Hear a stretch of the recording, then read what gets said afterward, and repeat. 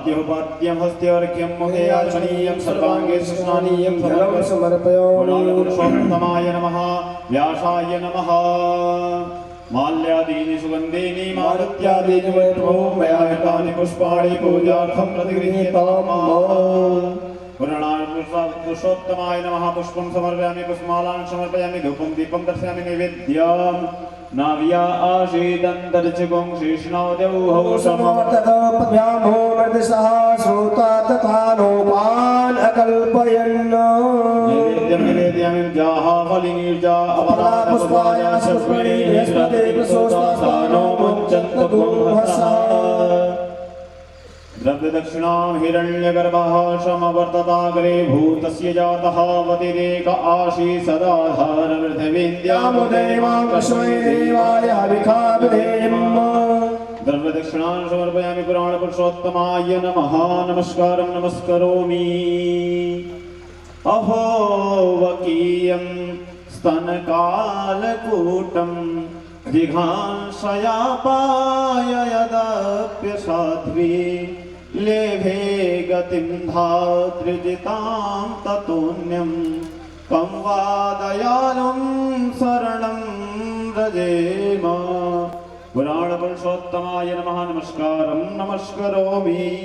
अनर्घ्यं हरिः ॐ मायिदगुं हविः प्रज्वलनन्मे अस्तु दश वीरगुं सर्वगणगुं स्वस्तये आत्मशनि प्रजाशनि पशुशनि लोकशन्यभयशनिः अग्नेः प्रजां बाहुलां त्वन्नं वयोरेतो अश्वासुधत्तो।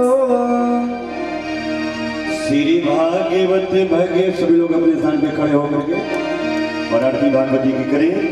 श्री भागवत भगवान की है आरती पापियों को पाप से है तारी।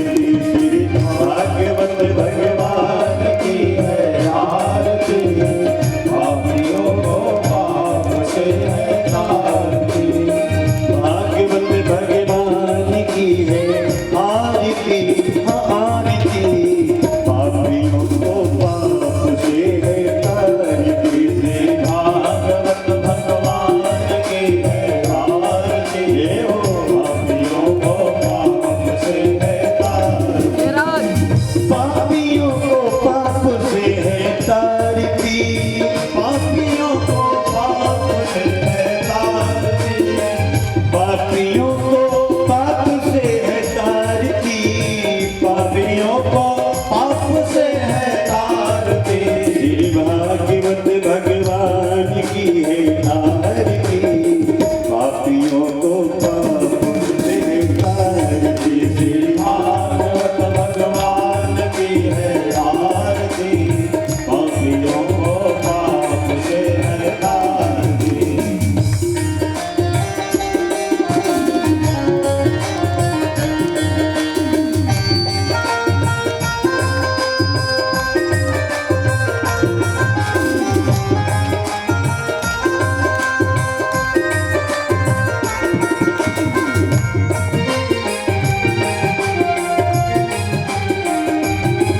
ये अमर ग्रंथ ये मुक्ति पंथ ये पंचम वेद निराला नव ज्योति जगाने वाला। ये अमर ग्रंथ ये मुक्ति पंथ ये पंचम वेद निराला ये नव ज्योति जगाने वाला। ये अमर ग्रंथ ये मुक्ति पंथ ये पंचम वेद निराला नव ज्योति जगाने वाला। हरि नाम यही हरि धाम यही हरि नाम यही हरि धाम यही जग के मंगल की आरती पापियों को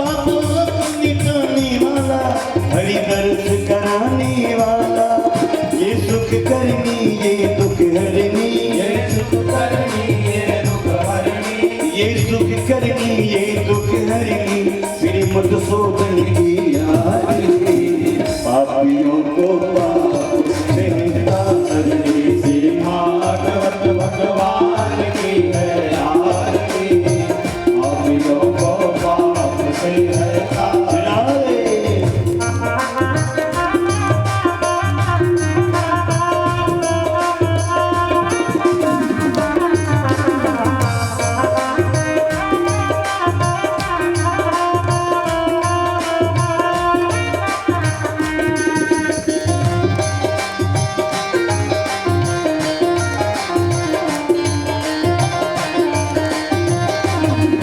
ये मधुर बोल भगपंथी खोल, सन्मार्ग की बताने वाला, बिगड़ी को बनाने वाला, ये मधुर बोल भगवंत खोल, सन्मार्ग बताने वाला, हो बिगड़ी को बनाने वाला।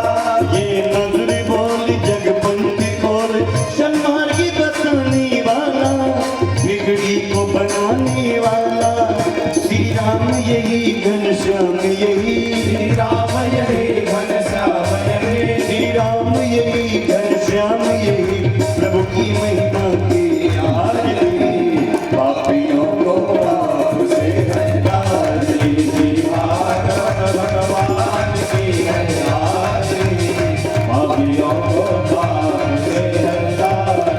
श्री भागवत भगवान की है आरती, पापियों को पाप से हटारी।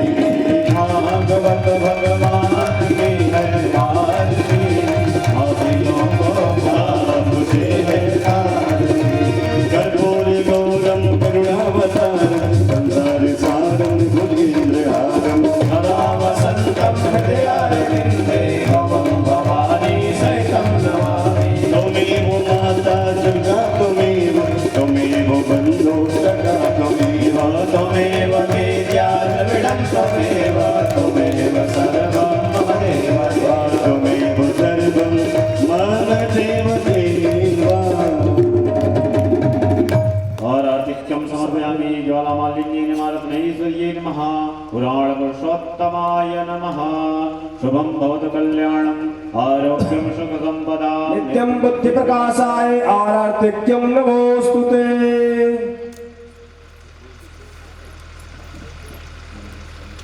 हरिः ॐ अग्नेन जजमय जन्त देवास्तानि धर्माणि प्रथमान्यासन्ना, देहनाकं महिमानः सचन्द्रजत्र पूर्वे साध्याः सन्ति देवाः। सेवन्ति काव्यकुलचन्द्रेभिस्तां पूजयामि जगदीश्वर मे प्रसीद। श्रीपुरुषोत्तमाय नमः। मन्त्रपुष्पाञ्जलिं समर्पयामि। बोले कृष्ण कन्हैया लाल की जय। श्रीमद्भागवत महापुराण की जय। सद्गुरुदेव भगवान की जय। व्यास जी महाराज की जय। जय जय श्री राधे श्याम। सभी भक्त भगवान की आरती ग्रहण करें और अपने अपने स्थान पे बैठ करके दिव्य एक बार पुनः आहूत करेंगे उन भक्तों को जिनके कर्णकोरों में हमारी आवाज इस ध्वनि के माध्यम से पहुंच रही है, लेकिन अभी तक स्वस्ति श्री गणेशाय नमः। बराबर है तो शोर का भगवत्यै हाँ क्या बहुत खबर देते सरस्वत्यै नमः।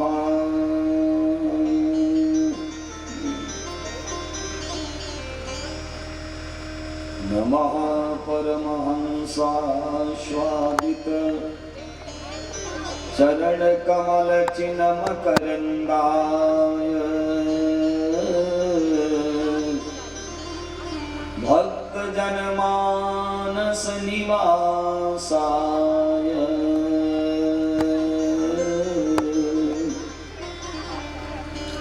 श्रीरामचन्द्राय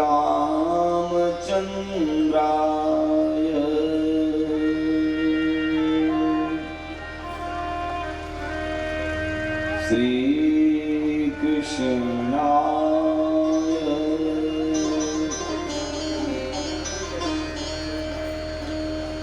ध्येयं सदा परिभवघ्नमभीष्टदोहम् तीर्थास्पदं शिवविरिञ्चिनुतं शरण्यम्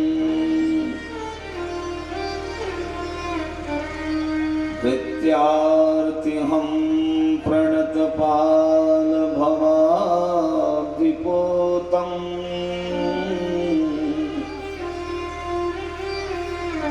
वन्दे महापुरुषते चरणारविन्दम्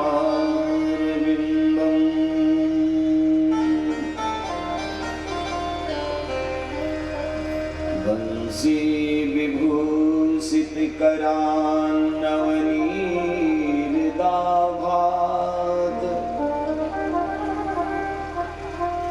पीताम्बरादरुणबिम्बफलाधरोष्ठात्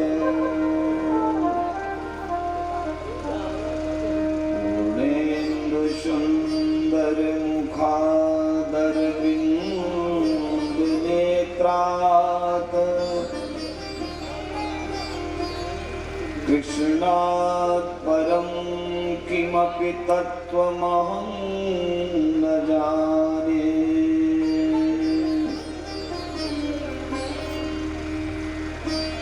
कृष्णाय वासुदेवाय देवकी नन्दनाय च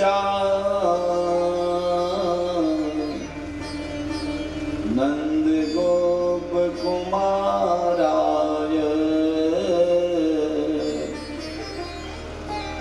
गोविन्दाय नमो नमः।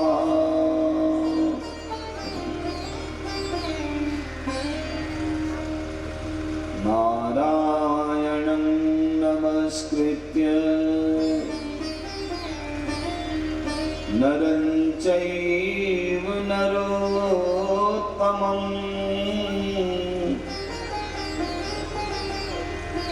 देवीं सरस्वतीं व्यासं ततो जयमुदीरयेत्।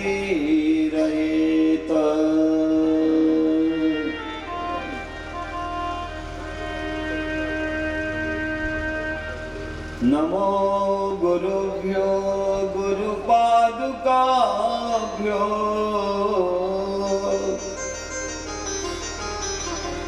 नमः परेभ्यः परपादुकाभ्यः।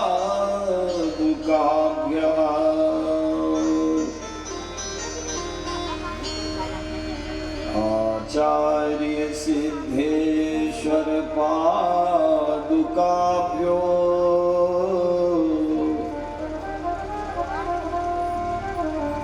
नमोस्तु नारायण पादुकाभ्यः।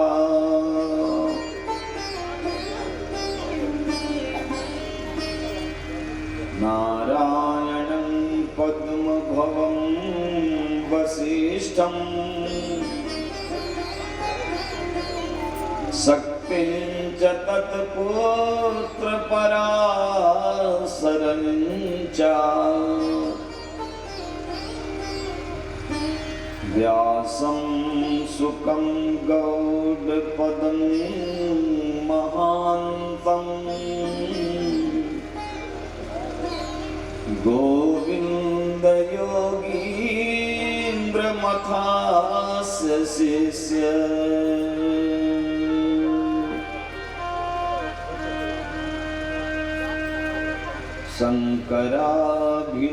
शङ्कराभिनवाचार्यं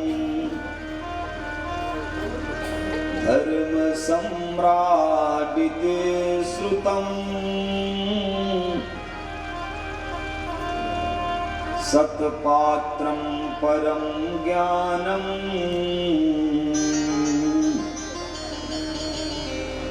नमामि करपात्रिणं गुरुम्।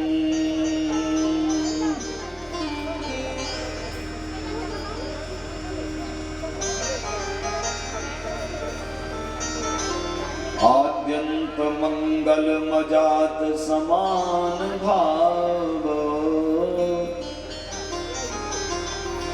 मार्यं तमीश मजरामरमात्मदेवम्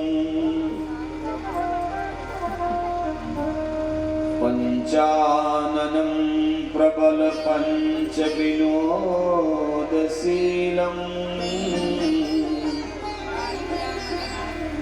संभावये मनसि शङ्करमम्बिकेशम्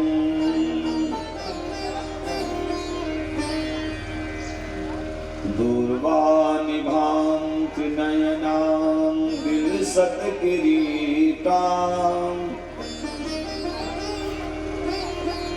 शंखाब्ज खड्ग सरखेटक शूल चापां संतर्जनीं च दधतीं महिषासनस्थां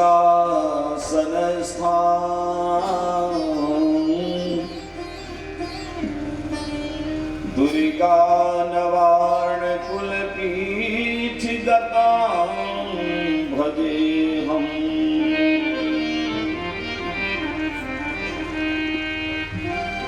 सर्वार्थ चिंतामणि दिव्य रूपम सर्वार्थ चिंतामणि दिव्य रूपम सीता समेतं रघुवंश भूपम सीता समेतं रघुवंश भूपम संलक्षणं लक्ष्मणमाञ्जनेयं संलक्षणं लक्ष्मणमाञ्जनेयं सुतं सुतं विकरतिनस्तमीरे सुतं सुतं विकरतिनस्तमीरे सर्वार्थ चिंतामणि दिव्य रूपम सर्वार्थ चिंतामणि दिव्य रूपम सीता समेतं रघुवंश भूपम सीता समेतं रघुवंश भूपम संलक्षणं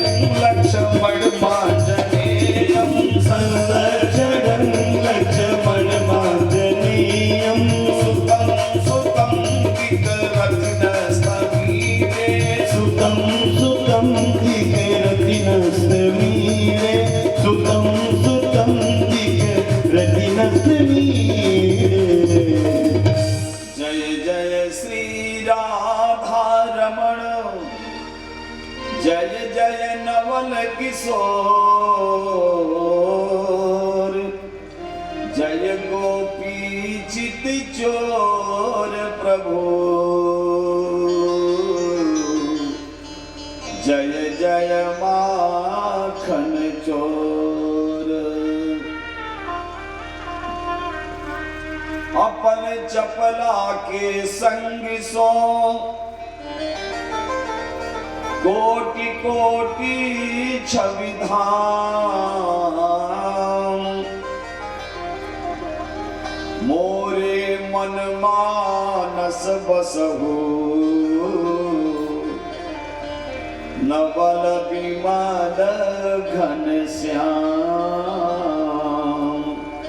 स्वामी नवल विमल घन श्याम। बोले वृंदावन बिहारी लाल की जय। पूज्य सद्गुरुदेव भगवान की जय। श्रीमद् भागवत महापुराण की जय। हुई सरनाथ धाम की जय। बलदेवी माता की जय। पूज्य शीतला माता की जय। सिद्धेश्वर भगवान की जय। सिंहवाहिनी दुर्गा मैया की जय। अनंत बलवंत संत हनुमंत लाल की जय। नमः पार्वती पतये हर हर महादेव। जय जय श्री राधे श्याम।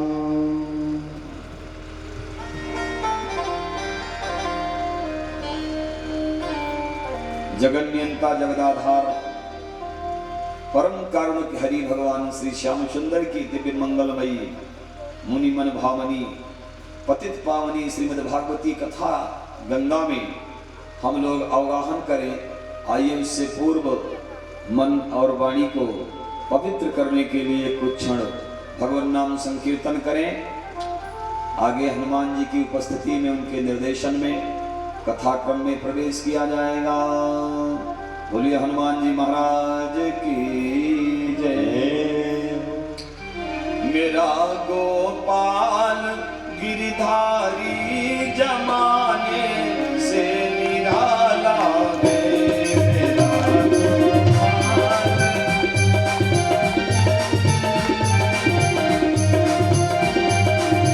ओ मेरा गोपाल गिरधारी जमाने से निराला है। रंगीला है रसीला है न गोरा है न काला है। रंगीला है रसीला है न गोरा है न काला है।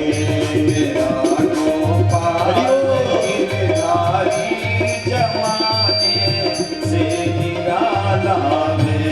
मेरा गोपाल गिरधारी जमाने से निराला है। जय हो।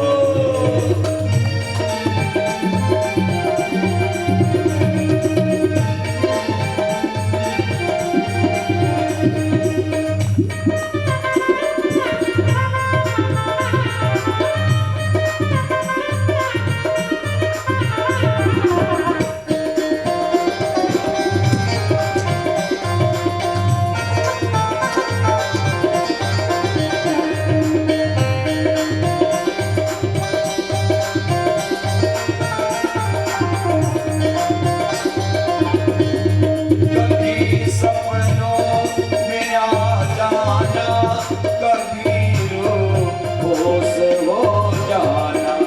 कभी सपनों में आ जाना, कभी होश हो जाना।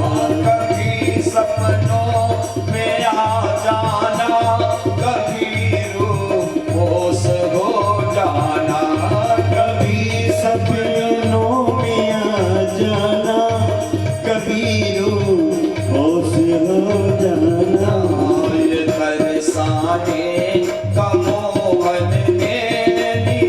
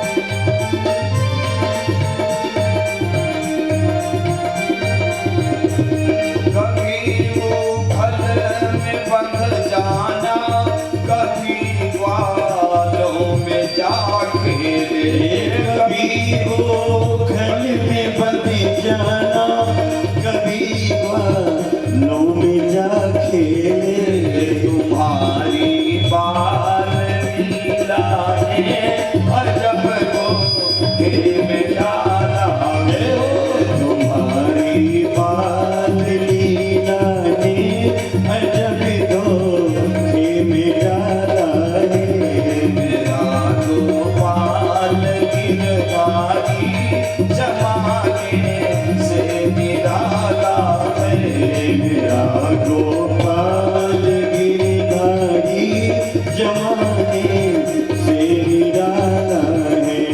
जय हो गिरधारी।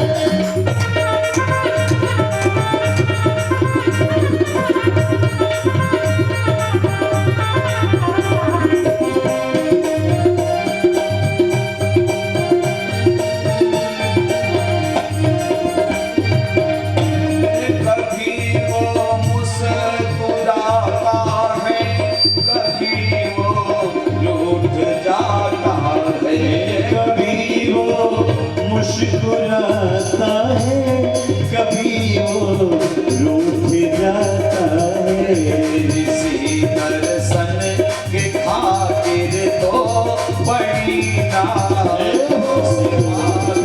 है इसी दर्शन के खातिर तो बड़ी नाजोश पाला है मेरा गोपाल गिरधारी जमाने से निराला है मेरा गोपाल गिरधारी जमाने से निराला है। जय हो गिरधारी।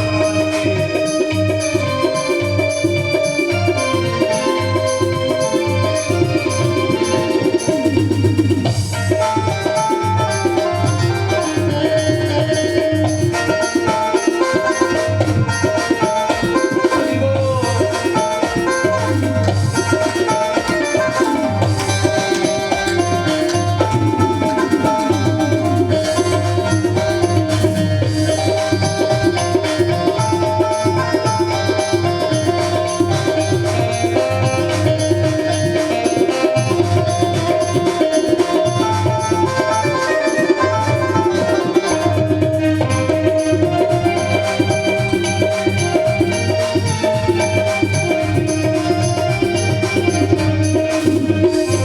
मेरे नैनों में बस जाओ मेरे हृदय में आ जाओ मेरे नैनों में बसी जाओ मेरे हृदय में आ जाओ मेरे नैनों में बस जाओ मेरे हृदय में आ जाओ आँखों की पुतली बना करके घनश्याम तुम्हें मैं बसाए रहूं पल भर को न जाने बाहर दूं पर्दा पलकों का गिराए रहूं बस चाह यही मनमोहन है चरणों में सदा दिखलाए रहूं और सब भांति तुम्हारा रहूं मैं बना तुमको अपना मैं बनाई रहूं मेरे नैनों में बस जाओ मेरे हृदय में आ जाओ ओ मेरे नैनों में बस जाओ मेरे हृदय में आ जाओ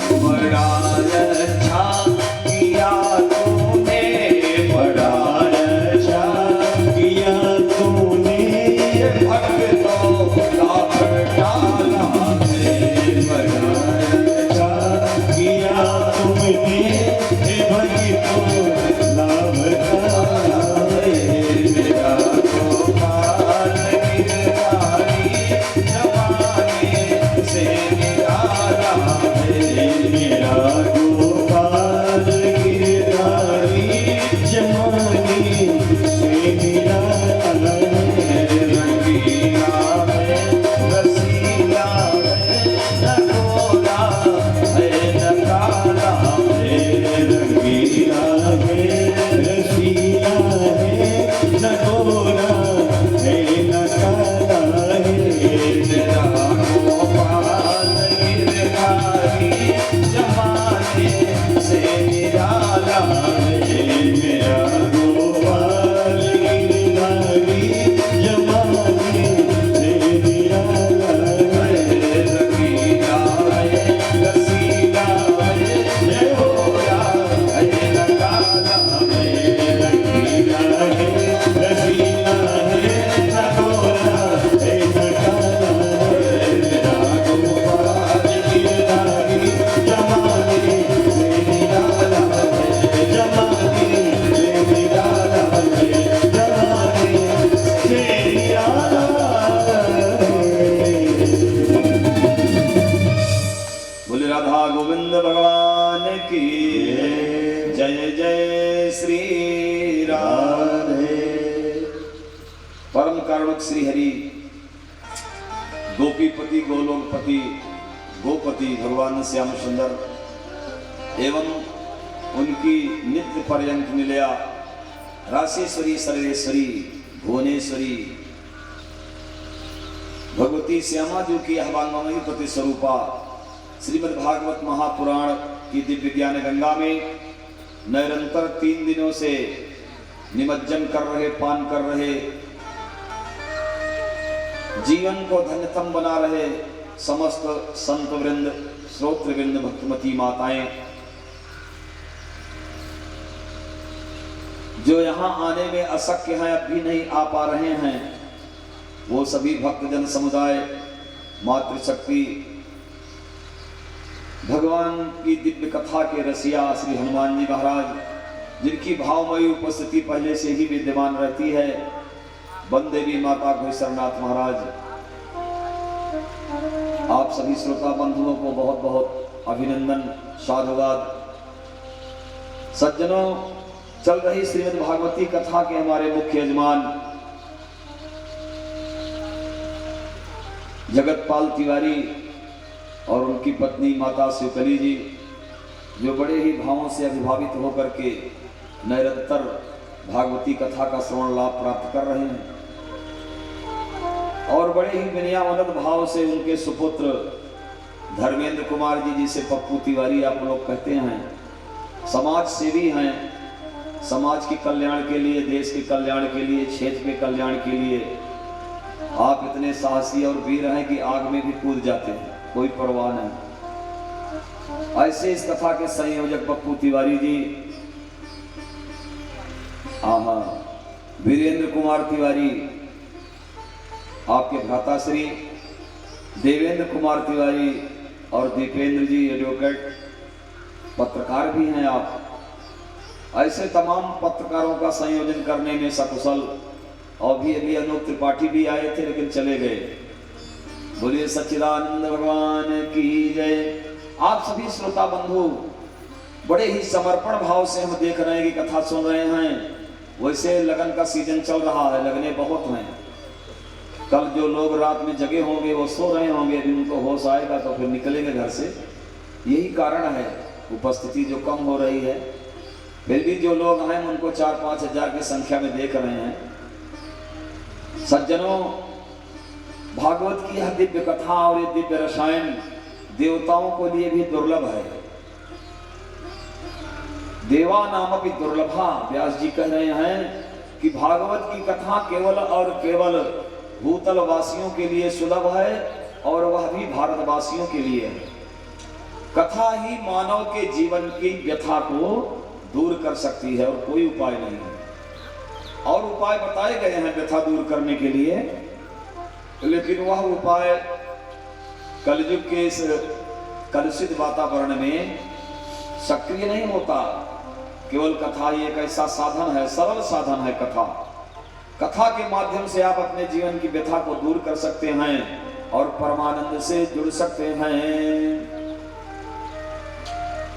कल भक्ति के बारे में बड़ी चर्चा हुई,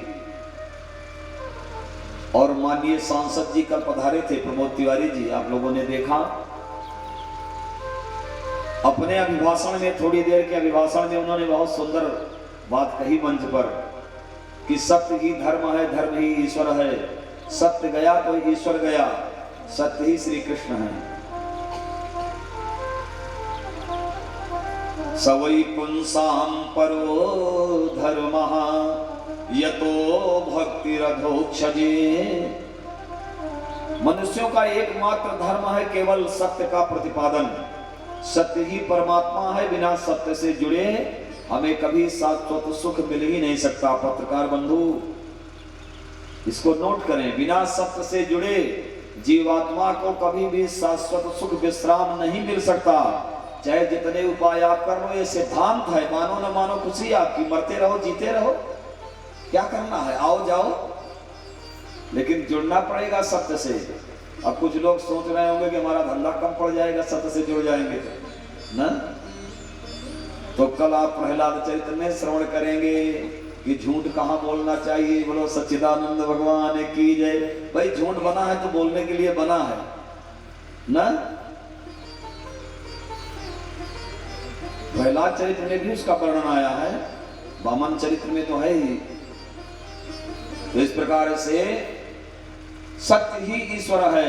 शास्त्र प्रतिपादित ईश्वरीय आज्ञाओं के पालन पूर्वक निष्काम कर्म करने से भक्ति की प्राप्ति होती है। हमारे पप्पू तिवारी जी समाज सेवा करते हैं तो इनके अंदर ये भाव थोड़ा रहता है कि अमुक व्यक्ति से हमको अमुक चीज मिल जाए, कोई भाव नहीं रहता, बस सेवा में लगे हैं। यही है निष्काम भक्ति परमात्मा की।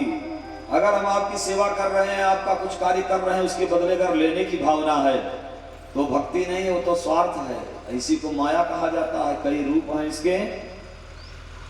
सज्जनों, परंतु भगवान जो हैं ये परम ऐश्वर्यशाली हैं। सांसारिक वस्तुओं से अगर हम अपने नाता को जोड़ते हैं, अंदर से लगाव करते हैं, तो सब धोखा दे देते हैं। सब ये संसार स्वार्थ से बना हुआ है। पांच भौतिक संसार है और इस भौतिकवाद में, भौतिक संसार में सर्वत्र स्वार्थ है।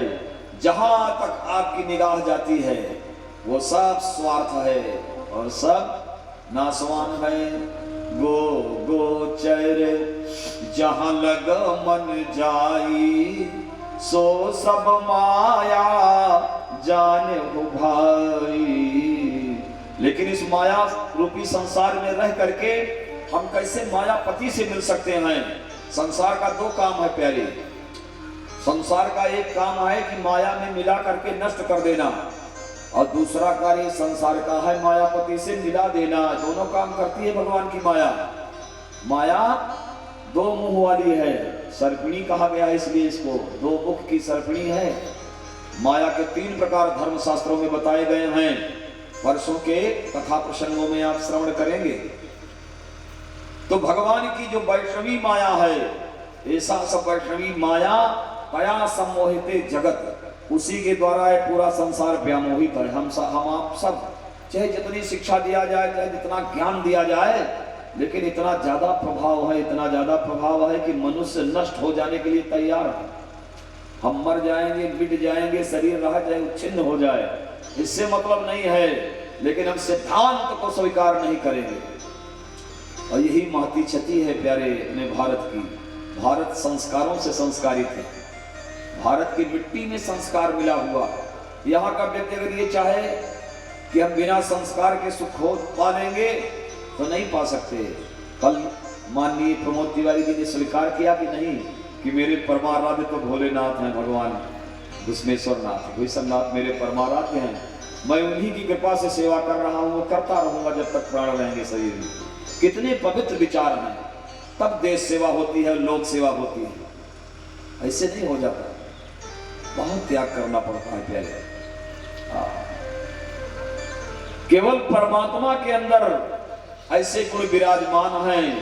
ऐश्वर्य है, माधुर्य है, सौशील्य है, कारुण्य है, और परमात्मा की कोट कंदर्प दमनीय जो छवि है वो अन्यत्र कहीं नहीं है प्यारे। लेकिन इसकी प्राप्ति केवल प्रेम से होती है। हम प्रेम करना जानते ही नहीं। प्रेम कैसे किया जाए? भागवत प्रेम शास्त्र है और ये प्रेम सिखाता है प्रेम कैसे करना चाहिए।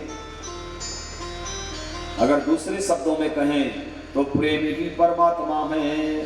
लव इज गॉड, प्रेम ही ईश्वर है। प्रेम करो अपने परिवार से तो परमात्मा स्वयं मिल जाएंगे। प्रेम के नींव पर यदि परिवार रूपी मकान को हम खड़ा करते हैं तो परमात्मा का प्राकट्य उस घर में अपने आप ही हो जाता है। हम लोग प्रेम नहीं कर पाते। प्रेम सदा बढ़िबो करे, जो प्रेम होकर के घट जाता है वो प्रेम नहीं है। पति पत्नी का प्रेम नित्य नूतन बढ़े तो समझो सच्चा प्रेम है। और पत्नी ये मान ले, अरे वही तो हैं कल जो मिले थे हमारे पति जी, क्या इनसे रोज रोज प्रेम करना ना, तो समझो खत्म प्रेम, कोई प्रेम नहीं, सब स्वार्थी। प्रेम सदा बढ़िबो करे, ज्यो शशिकला सुवेश। जैसे चंद्रमा बढ़ता नहीं, कला कला प्रतिदिन, प्रतिपदा को देखो तो छोटा सा रहेगा चंद्रमा, द्वितीया तृतीया चतुर्थी पंचमी षष्ठी सप्तमी अष्टमी नवमी दसवीं एकादशी बढ़ते बढ़ते जब वो पूर्णिमा में पहुंच जाता है तो कहा जाता है पूर्ण चंद्र न। तो प्रेम सदा बढ़िबो करे, ज्यो शशिकला सुवेश।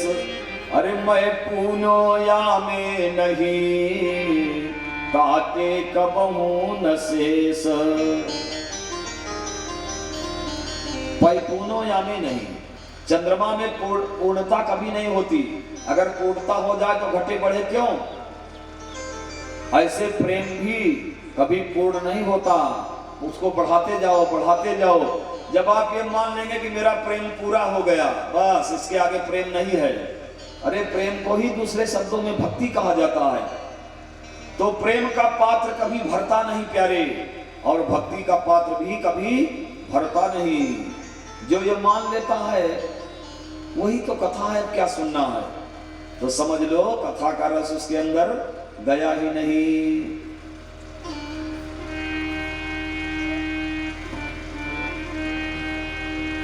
राम कथा जे सुनत अघाही, रस विशेष नातिन नाही।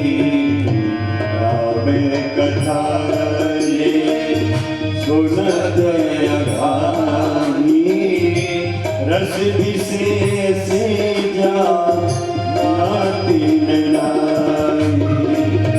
राम कथा जे सुनत अघाही, राम कथा जे सुनत अघाही, रस विशेष नातिन नाही। राम कथा जे सुनत अघाही, रस विशेष नातिन नाही। राम कथा, इसलिए द्वैतम मोहाय प्रबोधात प्राग जाते बोधे मनीषया। भक्त्यर्थ कल्पितम द्वैतम अद्वैतादपि सुंदरम। भक्ति में द्वैत बुद्धि नहीं रहनी चाहिए कि यहां सुने थे वहां सुने थे वही तो है। भक्ति का आधार क्या है? भक्ति का आधार है श्रद्धा और विश्वास। सज्जनों, जब तक हमें ये ज्ञान नहीं हो जाता कि भक्ति क्या है, ज्ञान क्या है, वैराग्य क्या है, उस परमात्मा के गुण और प्रभाव को जब तक हम नहीं जान पाते तब तक सच्चा प्रेम नहीं हो पाता। जाने बिनु न होई परतीति, बिनु परतीति होई नहीं प्रीति। प्रीति बिना नहीं भगति दृढ़ाई, जिन खगेश जल कई चिकनाई। जिसके बारे में हमें ज्ञान होता है उसी पर विश्वास होता है, बिना विश्वास के प्रेम नहीं होता, और प्रेम के बिना भक्ति में दृढ़ता नहीं आती।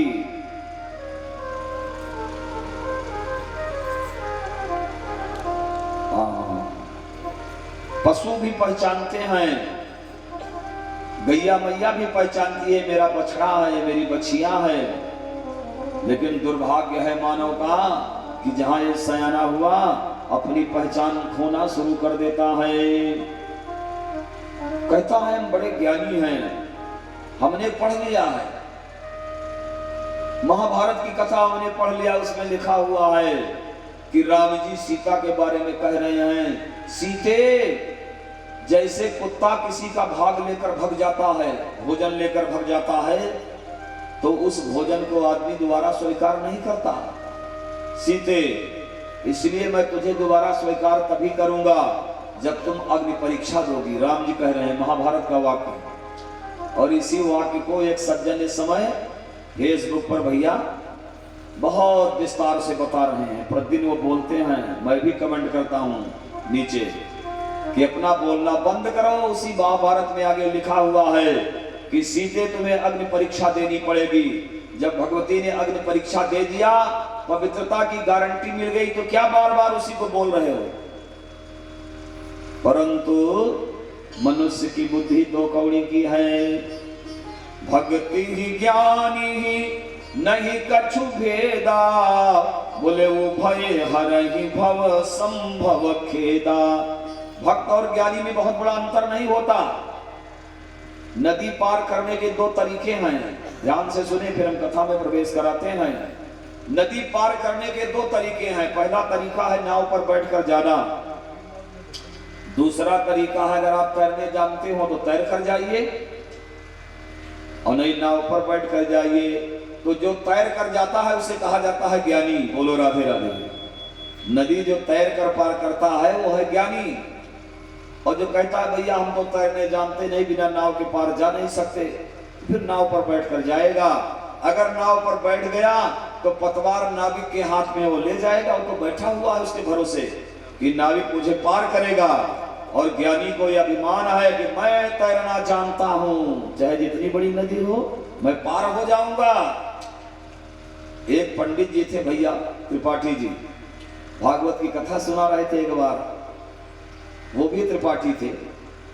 बहुत पहले की बात है, हमने दृष्टांत श्यामाशरण ब्रह्मचारी से बचपन में सुना था। तो पंडित जी कहने लगे कि भैया भगवान का ध्यान करके अगर नदी में भी कूद जाओ और परमात्मा का ध्यान करो तो परमात्मा तुम्हें भवसागर से पार कर देगा।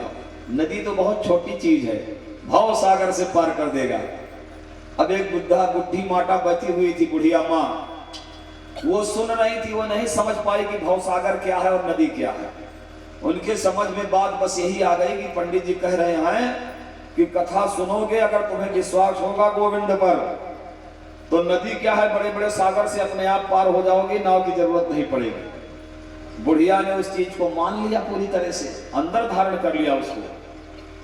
और उनका घर बुढ़ी माता का नदी के उस पार पड़ता था, गंगा मैया थी, गंगा के उस पार घर था, इस पार कथा हो रही थी। वह बुढ़िया कथा सुनने के लिए प्रतिदिन नाव से आती और नाव से जाती। लेकिन जिस दिन पंडित जी ने बता दिया कि हो गए भाव से पार लेकर नाम तेरा, तो बुढ़िया ने मान लिया कि पार हो जाएंगे। संयोग से विलंब हो गया उस दिन और बुढ़ी माता की नाव भी छूट गई। उसने कहा कोई बात नहीं, नाव गई तो गई, महाराज जी ने बताया है कि भगवान का नाम लोगे तो आप नदी पार हो जाओगे। बुढ़िया नदी में घुसने लगी सज्जनों, और ज्यों-ज्यों अंदर प्रवेश किया उसने, जल गहरा था, आगे नदी बड़ी गहरी थी। जब उसको लगा कि हम डूब जाएंगे तो बुढ़िया चिल्लाई कि प्रभु पंडित जी ने तो बताया था कि आप पार कर दोगे, कहां चले गए। देहात की बुढ़िया थी, भगवान को गाली देने लगी, अरे मर गए का गोविंदवा, अब मर जा तब निकल बे पार, कहां गया, निकाल नदी से उस पार। इतने में भगवान आए और हाथ पकड़ करके बुढ़िया माता का नदी के उस पार कर दिए। जब नदी के उस पार हो गए तो भगवान अदृश्य हो गए, बुढ़िया अपने घर चली गई। बोले पंडित जी बिल्कुल सच्ची बात बोल रहे थे भाई, वाह महाराज जी को बड़ा ज्ञान है। दूसरे दिन बुढ़िया गई, उनके चरणों में गिर पड़ी, बोली महाराज आज कथा के बाद आप मेरे घर चलेंगे, मैं अपने हाथ से सुंदर प्रसाद बनाऊंगी आपके लिए, जो खाओगे महाराज सोई खिलाऊंगी, लेकिन एक बार चरण रख दीजिए हमारे घर के आंगन में। पंडित जी ने पहले ध्यान नहीं दिया, बाद में बुढ़िया ने बहुत आग्रह किया, जब महाराज चलिए चलिए, बोले अच्छा माता चल रहा हूं, चलो तुम्हारे घर चलेंगे, माँ की बात है। पंडित जी को पता नहीं कि रास्ते में नदी भी पड़ती है, सायंकाल की बेला आ गई। तो पंडित जी ने कहा मैया कहाँ है तेरा घर? बोले वो दिखाई पड़ रहा है नदी के उस पार। अरे इतनी बड़ी नदी हम लोग कैसे पार होंगे रात्रि में? बुलाओ नाविक को, कहाँ गया नाव वाला? अरे बोले महाराज अब नाव की क्या जरूरत है, अब नाव का क्या काम है? बोले ऐसे कैसे पार होंगे? बोले हम तो पार होते हैं, कल भी पार हो गए थे।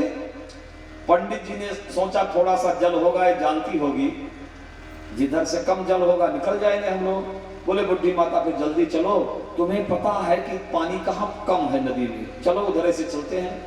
अरे बोले महाराज कम ज्यादा की बात नहीं है, सीधा ही चलो, पार हो जाएंगे। आपने कहा था ना कि भगवान सागर से पार करते हैं, भव सागर से, तो नदी तो बहुत छोटी चीज है, हम कल पार हो गए थे। पंडित जी ने सोचा जल कम होगा, बुढ़िया है इसको पता नहीं है, चलो चलते हैं माता।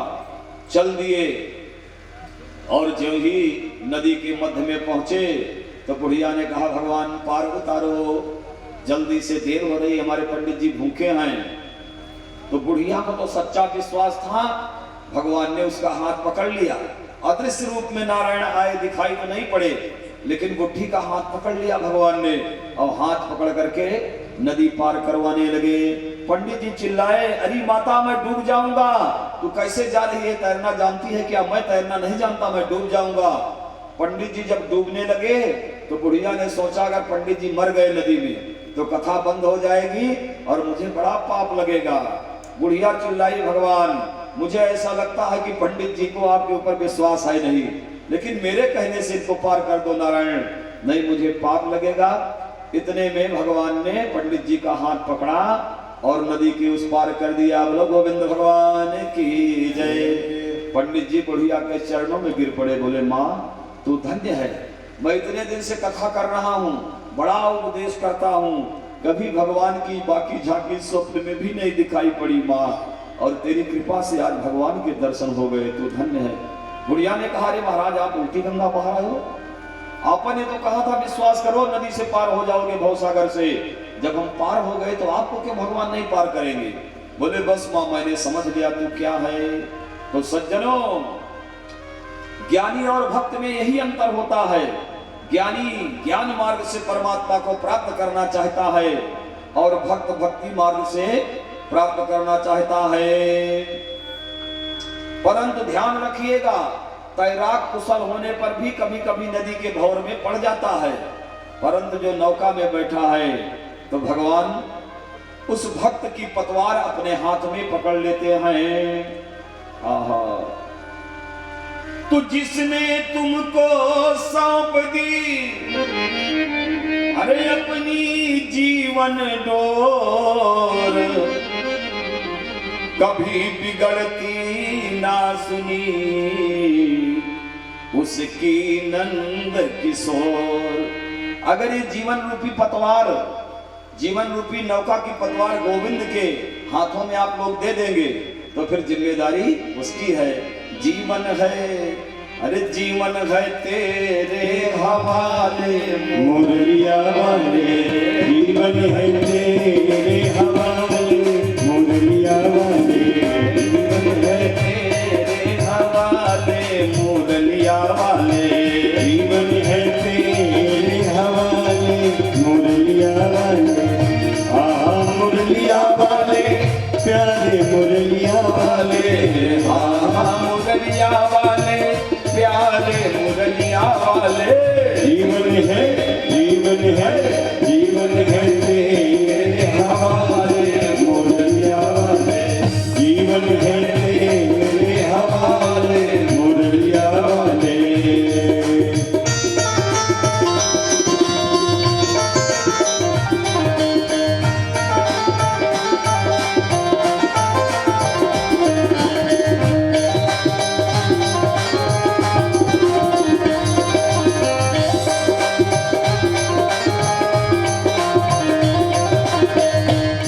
कठपुतली तेरे हाथ की, हम कठपुतली तेरे हाथ की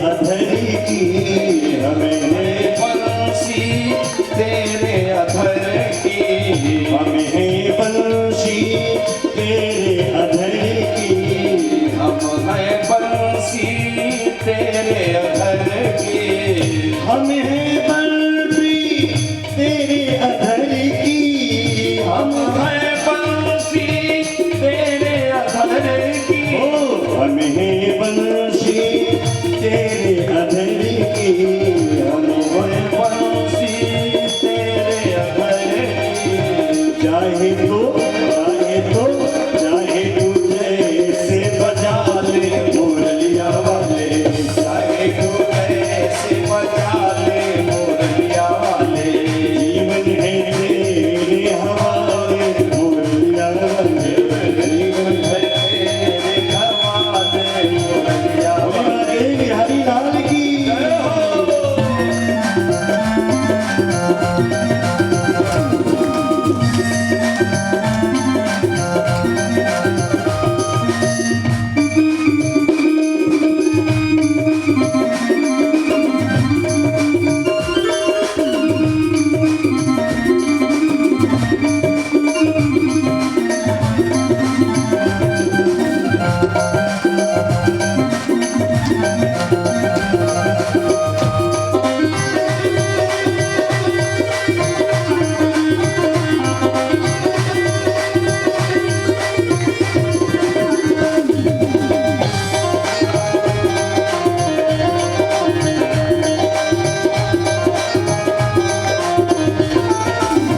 हमें है दासी तेरे चरणन की हमें है दासी तेरे चरण की हमें है दासी तेरे चरणन की तेरे चरणन की हमें है दासी तेरे चरण की चाहे तो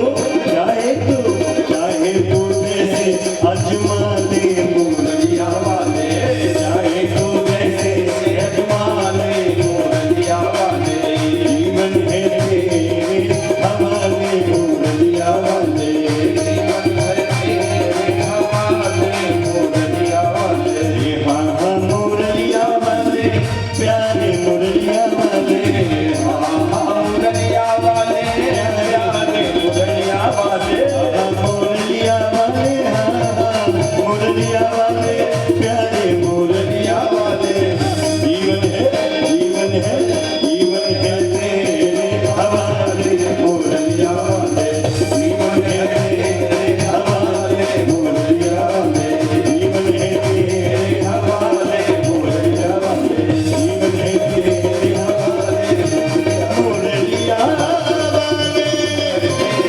मुरलिया वाले मुरलिया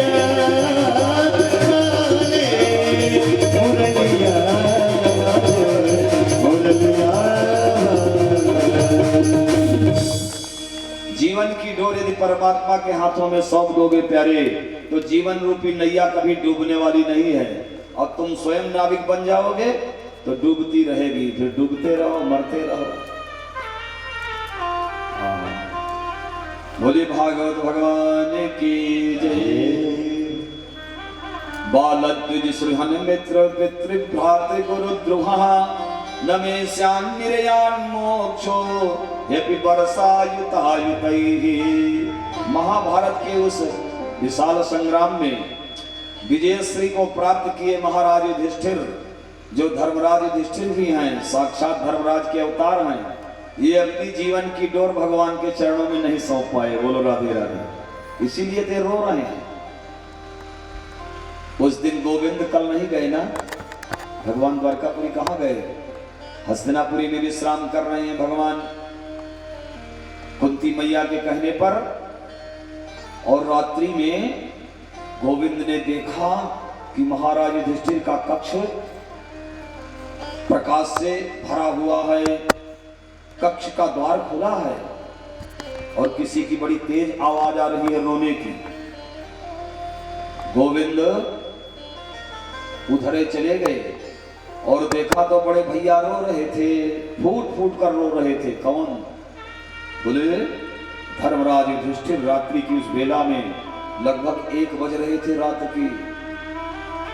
भगवान द्वारिकाधीश पहुंच करके हाथ जोड़कर निवेदन किया, बोले बड़े भैया क्या कष्ट है आपको, क्यों रो रहे हो?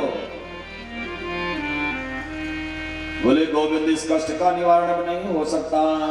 बोले नहीं मैं वैद्य बुला दूं, आपको दर्द है कहीं, कोई परेशानी है? बोले ना कोई दर्द नहीं है। क्या बात है बताओ? युधिष्ठिर ने कहा कि प्रातः काल होते ही मैं हस्तिनापुर के राज्य का परित्याग कर दूंगा, ये राज्य मुझे नहीं चाहिए। अरे कारण तो बताओगे बड़े भैया, ऐसे कैसे त्याग कर दोगे? अभी अभी आपने महाभारत का संग्राम जीता, आप राजा बने, बड़ी जल्दी छोड़ने की बात कर रहे हो, क्या बात है? बोले नहीं, मुझे दिखाई पड़ रहा है वो तांडव महाभारत का, कितनी माताओं के सिंदूर उड़ गए, कितनी बहनों के भाई चले गए, कितनी बेटियों के पति चले गए, कितने मां के पुत्र चले गए, करुण क्रंदन सुनाई पड़ रहा है महाभारत का। सज्जनों, महाभारत पर्व में वर्णन आया हुआ है कि महाभारत का युद्ध जब विश्राम ले लिया था, देश देश के नागरिक और माताएं आई थी, कई वर्ष तक करुण क्रंदन वहां चला, इतना रोए संभर गए थे महाभारत में, बहुत विशाल युद्ध हुआ था। महाराज युधिष्ठिर कह रहे नहीं नहीं, ये राज्य मुझे नहीं चाहिए, ये हत्या सब मेरे कारण हुई है। अगर मैं ये राज्य कौरवों को दे देता तो कदाचित आज ये दिन देखने को ना मिलता, इतने लोग ना मरते। सारी हत्या की जिम्मेदार हम हैं, सारा पाप मुझे लगा है, मैं राजा हूं। लेकिन गोविंद, मुझे ऐसा लगता है कि मैं नरक में चाहे हजारों वर्ष तक रहूं, करोड़ों वर्ष तक रहूं, फिर भी इस पाप का प्रायश्चित नहीं हो सकता। मैं क्या करूं? कहते हैं भगवान ने वही दिव्य ज्ञान महाराज युधिष्ठिर को दिया, गीता का, जिस ज्ञान को गोविंद ने महाभारत के समरांगण में अर्जुन को दिया था। लेकिन कुछ बात उनके पल्ले पड़ी नहीं, सारी रात समझाते रहे। भगवान समझ गए कि बड़े भैया व्यामोहित हो गए हैं, सामने परमात्मा खड़ा है, तीनों लोगों का स्वामी खड़ा है, फिर भी जीवात्मा रो रहा है। यही तो हम लोग भी करते हैं ना, भगवान सामने हैं। कल आप लोगों ने निर्गुण सुना नहीं? अरे घूंघट के पट खोल रे, तुम्हें प्रियतम मिलेंगे। और उसमें अंतरा हमने जोड़ा है अपनी तरफ से, एक लाइन पुरानी वाली है, अंतरा सब अपना है। आए सवरिया तेरे द्वारे, बंद कियो तैने नैन किवारे, माया नगरिया छोड़ रे, तुम्हें प्रियतम मिलेंगे। भगवान तो सामने है, जीवात्मा को परमात्मा हमेशा देखता रहता है प्यारे, बहुत दूर नहीं है परमात्मा, आमने सामने एकदम है। दूरी किस बात की है? बोले बीच में मायावती का जो पर्दा है, प्रहरा है, बस उतनी ही दूरी है, कोई दूर नहीं है। युधिष्ठिर के सामने परमात्मा खड़े हैं, लेकिन फिर भी दूरी बनी हुई है। कह रहे हैं प्रभु मुझे नरक जाना पड़ेगा, मैं राज्य छोड़ दूंगा। ये स्थिति है जीवात्मा की प्यारी। धर्मराज युधिष्ठिर सामने खड़े गोविंद को पहचान नहीं पा रहे हैं। भगवान ने गीता का दिव्य उपदेश दिया, लेकिन कुछ बात समझ में नहीं आई। समझ गए कुछ कारण और है भैया। बोले बड़े भैया, आप सुबह पहले भीष्म पितामह से मिल लो। पितामह भीष्म जी महाभारत के सम्रांगण में बाणसैया पर पड़े हुए हैं, उनसे एक बार भेंट कर लो आप, फिर राज्य को छोड़ देना अगर तुम्हारी इच्छा है। बोले ठीक है गोविंद। प्रातः काल की बेला आ गई और 5 पांडवों के रथ सज गए, भगवान अर्जुन के रथ का संचालन कर रहे हैं। भीम, नकुल, सहदेव, युधिष्ठिर सब अपने अपने रथों पर आरूढ़ होकर के और उधर यात्रा करते हैं जहां भीष्म पितामह बाणसैया पर पड़े हुए हैं। उनके साथ तमाम ये ऋषि, मनीषी, यशस्वी, सिद्ध साधक जन सब चल देते हैं। भीष्म पितामह के पास पहुंच जाते हैं, पितामह को सब प्रणाम कर रहे हैं, उनके चरणों में अपना मस्तक रख करके सब प्रणाम कर रहे हैं। पितामह बोल पड़े, रक्त की एक बूंद भी पितामह के शरीर में नहीं है, हजारों बाण बिंधे हुए हैं। और बोल पड़े, अर्जुन कहाँ है? गोविंद ने कहा, पितामह अर्जुन ये खड़ा हुआ है आपके पास में, कहाँ है? मेरे पास बुलाओ। अर्जुन आ गए। बोले, आज्ञा दो पितामह, क्या करें? वीर अर्जुन, ये बाण सैया किसने प्रदान किया मुझे? तो अर्जुन ने बड़े गर्व से कहा, पितामह मैंने। अर्जुन ने अपने गांडीव को हाथ में लेकर और टंकार करते हुए बोले, पितामह मैंने ये बाण सैया आपको प्रदान करी है। बोले, वीर अगर तूने सैया दिया है तो मेरा सर देख नीचे लटक रहा है, तूने मुझे तकिया क्यों नहीं दी? संस्कृत में तकिया को तूलिका कहते हैं, तूलिका क्यों नहीं दिया? जल्दी व्यवस्था कर मेरे लिए तूलिका की। अर्जुन ने अपने गांडीव पर बाण का संधान किया धनुष पर, और 2 बाण कैंची के आकार के ऐसे लग गए पितामह भीष्म के सर के नीचे, और सर उस पर टिक गया। बोले, वत्स अर्जुन, हाँ पितामह, बड़ी प्यास लगी है, मुझे पानी पिला दे। अर्जुन ने एक बाण का संधान किया, बाण पाताल भेदन करके जल ऊपर लाया। और आज भी आप चले जाइए, भीष्म सरोवर है जहां युद्ध हुआ था महाभारत का, भीष्म सरोवर, वहां से जल आज भी निकल रहा है। पितामह की प्यास बुझ गई। बोले, अर्जुन, हाँ पितामह, तुझे लाने वाला यहाँ कौन है? उसका क्या नाम है जो लेकर आया? बोले, पितामह हमारे मामा के लड़के हैं, द्वारिकाधीश मुझे लेकर आए हैं। अच्छा, उनसे कितने नाते हैं तेरे? बोले, वो हमारे मातुले हैं, मामा के लड़के हैं, मेरे परम मित्र भी हैं, मैं कभी कभी उनको अपना दूत भी बना देता हूं। और मेरे सारथी हैं, इस समय ड्राइवर हैं हमारे रथ के, रथ का संचालन कर रहे हैं। पितामह ने कहा, पागल अर्जुन, मूर्ख अर्जुन, मेरे सामने आ जा। बोले, क्या आज्ञा है? इनसे तेरे कितने नाते हैं? तू नहीं जानता ये कौन है? बोले, पितामह आप ही बता दो। तो भीष्म पितामह ने अर्जुन को बताया कि अर्जुन, जिसे तुम अपना मातुल्य मानता है, यं वन्यसे मातुलेयं प्रियं मित्रं सुहृदमम अकरोह सचिवं दूतं सहृदागत सारथिम। वो है कौन? बोले, सर्वात्मनः संदृशो यद्वयस्यानहं कृतेः तत्कृतं मतिवैषम्यं निर्वद्यस्य न क्वचित्। अरे मूर्ख अर्जुन, वो सर्वात्मना भगवान है और उनके लिए तू वैषम्य कर रहा है अपनी बुद्धि में। मेरे माँ बाप के लड़के हैं, ये हैं, वो हैं, चल मेरे सामने परमात्मा के चरणों में गिर जा, इसी समय लौट जा, क्षमा मांग इनसे, प्रभु मुझसे अपराध हो गया। और पितामह के कहने पर अर्जुन द्वारकाधीश के चरणों में गिर जाते हैं। भगवान अर्जुन को उठा करके अपने हृदय से लगा लेते हैं। बोले, प्रभु बहुत अपराध हो गया, अज्ञानता महिमानम तवेदम। या तो गीता में ज्ञान के समय जब अर्जुन को ज्ञान हुआ था, भगवान ने अपना विराट रूप दिखाया था, तो उस समय अर्जुन ने क्षमा मांगी थी।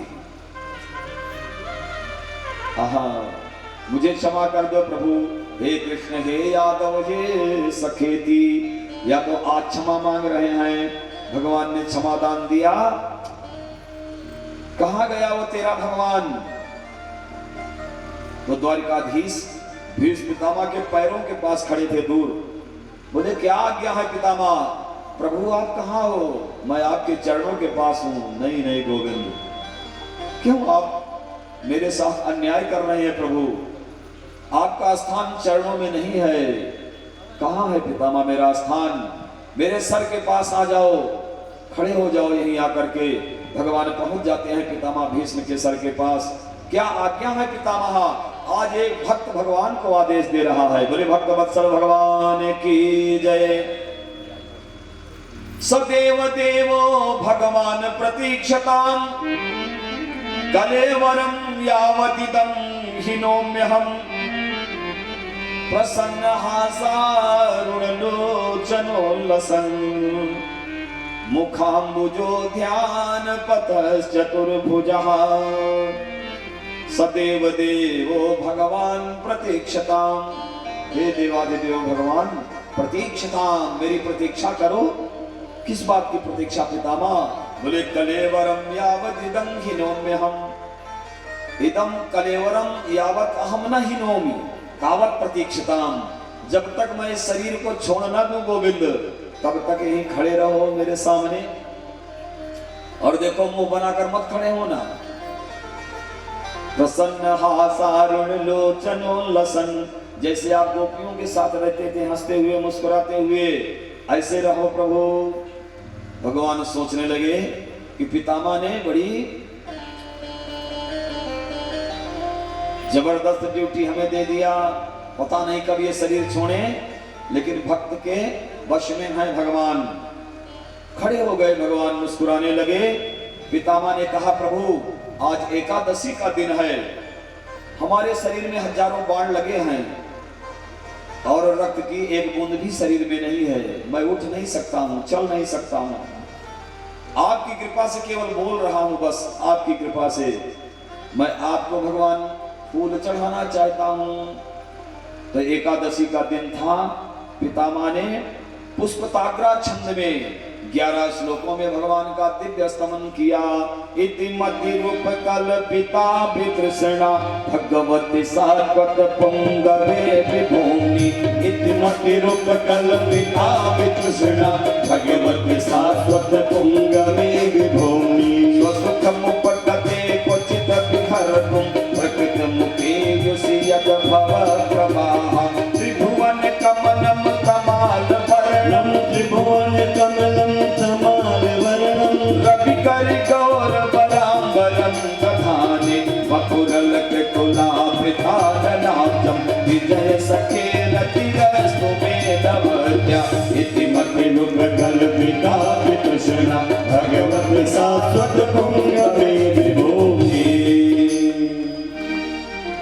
प्रभु एक प्रार्थना है आपसे। क्या प्रार्थना है पितामह? हमारे पास एक बेटी है और इस संसार से मैं जाने वाला हूं प्रभु, उस बेटी का ब्याह अपने साथ आप कर लो, बस मेरी यही इच्छा है। भगवान सोचने लगे पितामह तो सारे जीवन ब्रह्मचारी थे, बेटी कहां से आ गई? भगवान को हंसी आ गई। बोले पितामह कहां है आपकी बेटी, हो कहां से आई? बोले प्रभु आप नहीं समझ पा रहे हो, उस बेटी के होने वाले पति केवल आप हैं। आप जैसा पति उसको चाहिए। कैसा पति चाहिए? भले जैसी बेटी हो वैसा पति चाहिए। ये मेरी जो बुद्धि है प्रभु, यही मेरी बेटी है। इति मति उपकल्पिता वितृष्णा, मेरी बुद्धि में कोई तृष्णा नहीं है। तृष्णा समझ रहे हैं ना? किसी प्रकार की कोई चाह नहीं है। एक कुंवारी कन्या का मैं मरणासन्न बाप हूं, अभी तक मैंने उस बेटी का ब्याह नहीं किया। मरने से पहले उसका ब्याह करना चाहता हूं। और प्रभु आज इस वितृष्णा कन्या को तृष्णा लग गई केवल आपको पाने के लिए। कन्या तो उसी का वर्ण करती है ना जो हैंडसम होता है ना? पहले हम लोगों के यहाँ जयमाल सिस्टम जो अब चल रहा है बहुत पुराना सिस्टम है भैया। जयमाल की विधा बहुत पुरानी विधा है। पहले ब्राह्मण क्षत्रिय वैश्य इत्यादि जो वर्ण होते थे, उच्च वर्ण, ये अपनी कन्या का ब्याह कैसे करते थे? कन्या ब्राह्मण के साथ जाती थी, पिता भी साथ में रहता था और साथ में आचार्य रहता था। कन्या को ले जाते थे, उसके सुयोग जहां वर मिले अपने कुल के अनुरूप उस वर का चयन स्वयं कन्या करती थी। उस समय पर्दा प्रथा नहीं थी। बोलो सच्चिदानंद भगवान की जय। एक बात और आपको बता दें इस प्रसंग के माध्यम से, हमारे सनातन धर्म में पर्दा नहीं है भाई। हमारे यहाँ केवल धर्म का पर्दा होता है बस। ये घूंघट और पर्दा मुस्लिम पीरियड की देन है। बोलो राधे राधे ना? इससे पहले का इतिहास देखो, कहीं पर्दा नहीं है। जयमाल सिस्टम था, पर्दा नहीं था। पर्दा कैसे चला आप लोग जानते हैं। मुगल शासन काल में ये विधर्मी हमारे सनातन भाइयों की बेटियों का लूटपाट करते थे, उनकी लज्जा का हरण करते थे। इन विधर्मियों ने बहुत बर्बाद किया है सनातन को, बहुत दुख लगता है। तो उस समय क्या करें, अपनी मर्यादा की रक्षा के लिए बेटी के अंगों को ढक दिया जाता था, वही कालांतर में पर्दा बन गया। हमारे यहाँ पर्दा नहीं था, धर्म था केवल। बोलिए सच्चिदानंद भगवान की जय। तो कन्या वरयते रूपमो, कन्या केवल रूप का वर्ण करती है, लेकिन कैसा होना चाहिए, बोले हैंडसम होना चाहिए। तो आज जब देवियां कहती हैं, लड़कियां कहती हैं कि मेरे अनुरूप पति होना चाहिए, तो माता पिता को कदापि उसमें विक्षेप नहीं करना चाहिए उनके कार्य में। बस इतनी लज्जा रखें बेटियां कि अपने कुल में ही ब्याह करें, जिस समाज की हैं उसी समाज में वो अपना ब्याह करें, समाज के इतर न जाएं, अन्यथा संस्कार टूट जाएगा, नष्ट हो जाएगा। प्रभु इस वितृष्णा कन्या के पति केवल आप हो सकते हैं। मेरी मति रूपी इस कन्या के आप पति हैं नारायण, इसे आप स्वीकार कर लीजिए। भगवान बहुत प्रसन्न हो गए। बोले बाबा ये बताओ तुम्हारे अंदर कोई तृष्णा नहीं है? बोले नहीं। 3 प्रकार की तृष्णाएं होती हैं प्यारे सज्जनों। कौन कौन? बोले सुत बित लोक ईसनातीनी, कहीं पुत्रेष्णा है, कहीं वित्तेष्णा है, कहीं लोकेष्णा है। सुत बित लोक ईसनातीनी, के ही कर्मातीन कृत नामनी। सुत बित लोक ईसनातीनी, के ही कर्मातीन कृत नामनी।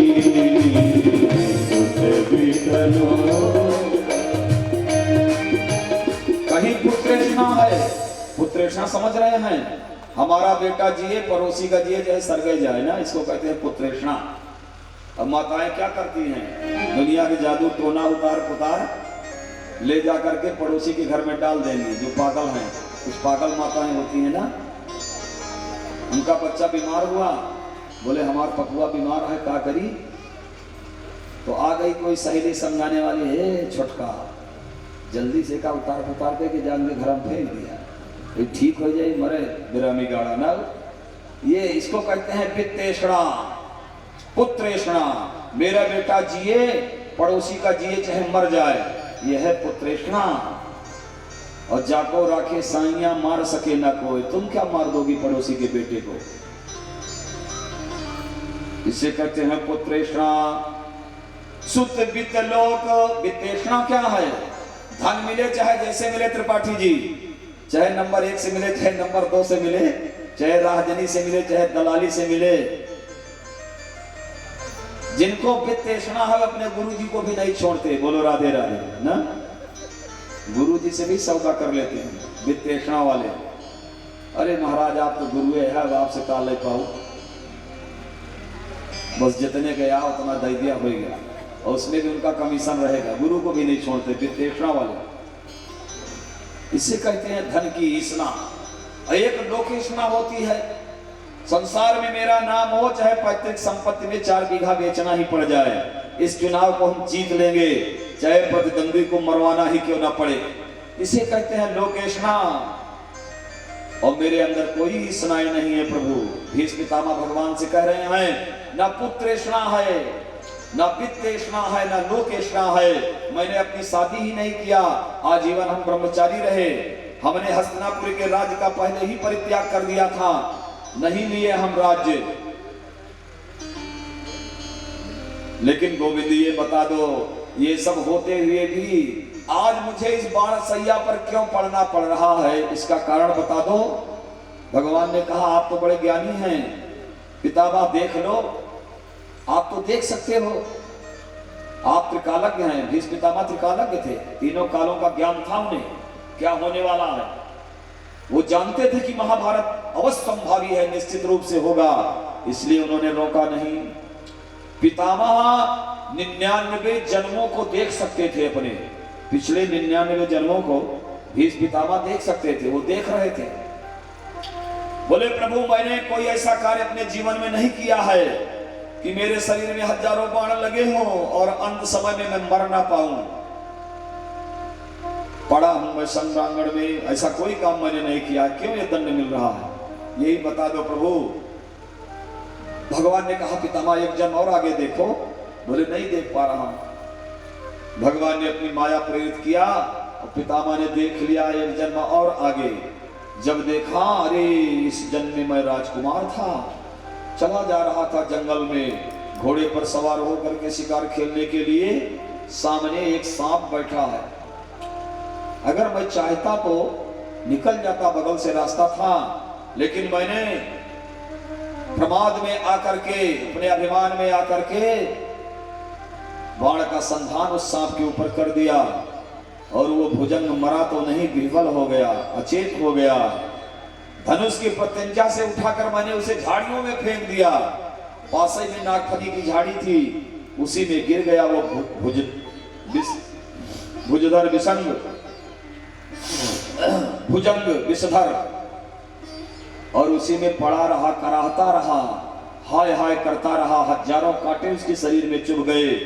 उसने मुझे साप दे दिया है राजकुमार, तूने मेरी ये दुर्दशा करी है, जाओ कालांतर में तुम्हारी भी यही दशा होगी, तुम्हारे प्राण नहीं निकलेंगे, पड़े रहोगे बाणों की सैया पर। और वही सांप आप फलीभूत हो गया।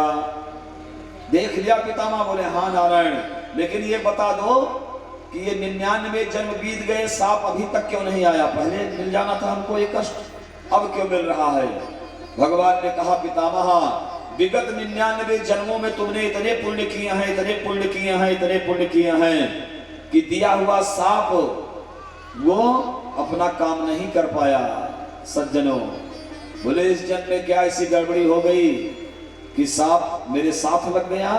वहीं फिर द्रौपदी खड़ी थी, द्रौपदी मुस्कुराई और बोली पितामह तुम्हें ये पता नहीं है, जिस समय मेरी लज्जा का हरण हो रहा था आप भी वहां बैठे थे, मैंने आपके पास भी गुहार लगाई थी कि आप जैसे वीरव्रती ब्रह्मचारी धनुर्धर जिस सभा में हो, एक अबला की लाज लूटी जाए, धिक्कार है मुझे, आप नहीं बचा पा रहे हैं। आपने अपना सर नीचे कर लिया था। भगवान बोले पितामह बस उसी समय तुम्हारा पुण्य समाप्त हो गया। बोलो राधे राधे।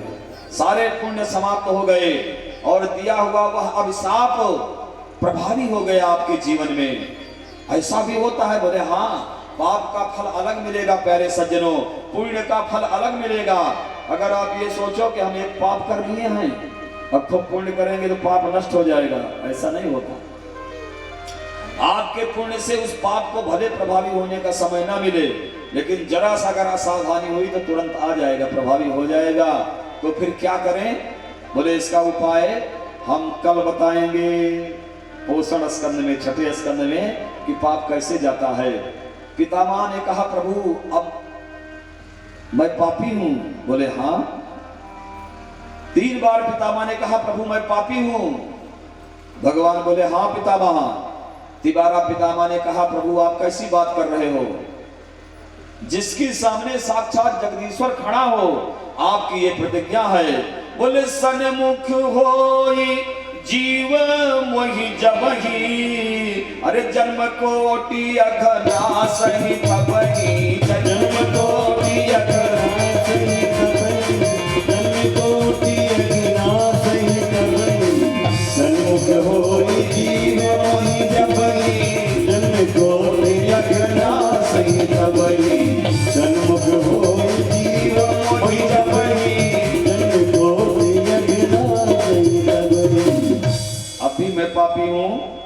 बाली ने भगवान राम से यही तो कहा था जब राम ने बाली को मार दिया ना भैया, विटप ओट देखई रघुराई।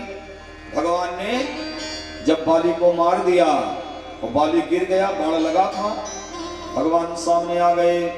बाली ने कहा प्रभु आपने मुझे क्यों मारा?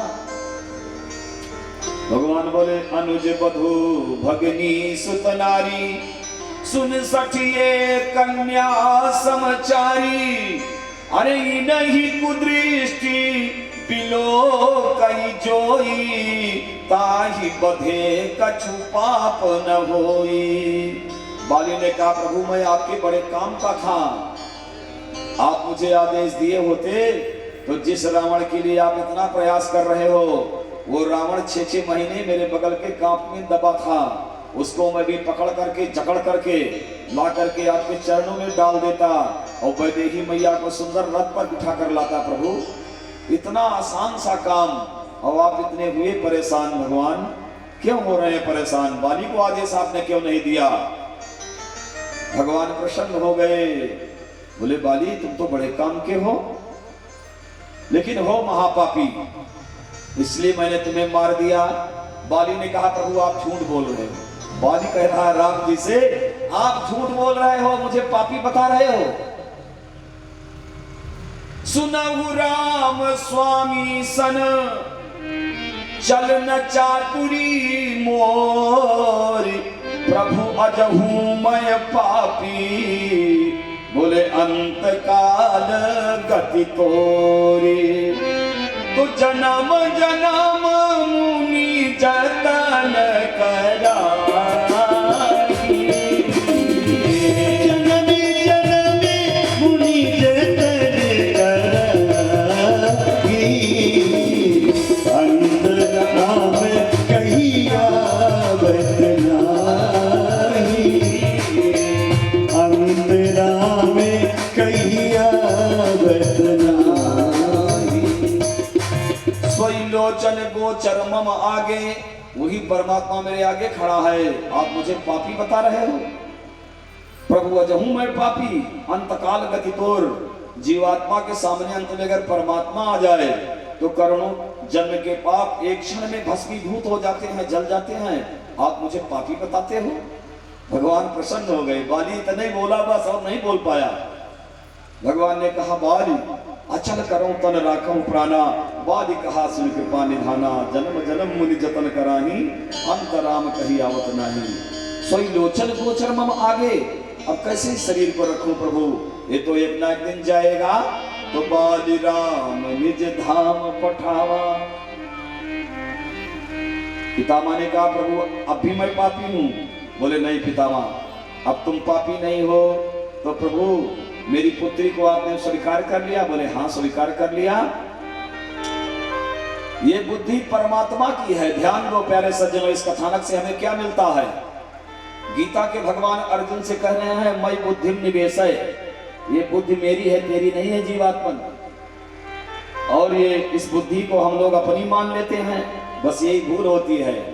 अगर इस बुद्धि को परमात्मा के श्री चरणों में समर्पित कर दें, कल मान लिए प्रमोद तिवारी जिस बात को बोल रहे थे कि अगर तुम्हें जीवन में कष्ट मिले, बोल रहे थे ना भैया, मुझे सब याद है उन्होंने जो बोला।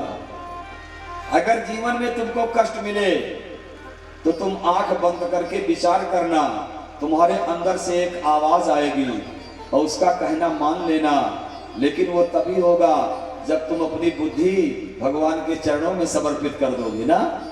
और जब तक तुम अपनी बुद्धि लगाओगे, हाँ आई एम फला मैं, तब तक कुछ नहीं होगा। मई बुद्धि निवेशय, ये बुद्धि मेरी है, मुझे दे दो। भगवान के पास तो सब कुछ है, क्यों दे दूं? बोले भगवान के पास और सब कुछ है प्यारे, लेकिन एक चीज नहीं है। बोलो सच्चिदानंद भगवान की जय। अगर हम भगवान को अच्छे अच्छे गव्य चढ़ाते हैं, दूध दही घी मधु शक्कर, तो भगवान क्षीर सागर में निवास करते हैं। तुम्हारे दूध दही की क्या जरूरत है उनको? अगर आप भगवान को रुपया पैसा बहुत चढ़ाते हो, वस्त्र आभूषण इत्यादि, तो भगवान के पास बेशकीमती मणि है, कौस्तुभ मणि, जो दुनिया में कहीं नहीं है। अगर आप भगवान को वस्त्र समर्पित करते हो अच्छे अच्छे, तो भगवान कटित विनिदित पीतांबरधारी हैं, जो बिजली की छटा को भी प्रभावित करने वाला है, ऐसा पीतांबर भगवान धारण करते हैं जो कहीं नहीं उपलब्ध है। तो क्या दोगे भगवान को?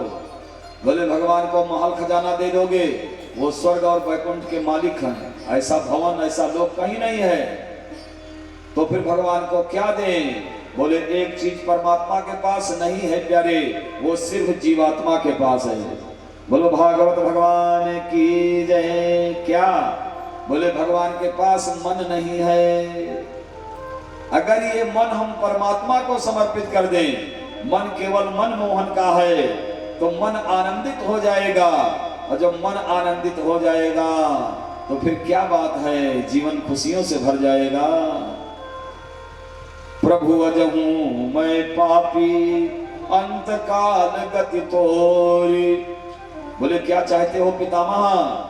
पितामह ने कहा प्रभु जो आप आदेश दे दें।